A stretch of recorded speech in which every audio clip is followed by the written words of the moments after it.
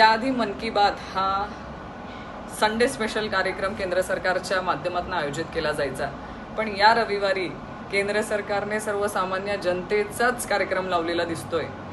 आज घरगुती गॅस सिलेंडरचे दर हे 29 रुपयांनी वाढवण्यात आलेले आहे। याआधी 7 मार्चला घरगुती गॅस सिलेंडरचे दर हे 60 रुपयांनी वाढवले होते आणि आज परत भाववाढ करण्यात आलेली आहे।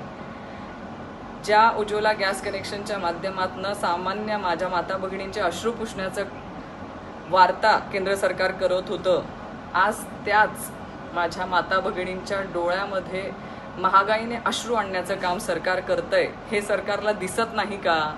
अजून महागाई सरकारच्या माध्यमातून किती वाढणार आहे हे आज सर्वसामान्य जनतेला पडलेला प्रश्न आहे आणि आज सर्वसामान्य माझ्या माता भगिनींचे अश्रू या महागाईने वाहून निघता आहेत आणि ह्या अश्रूचं उत्तर सरकारला नक्कीच द्यावं लागणार।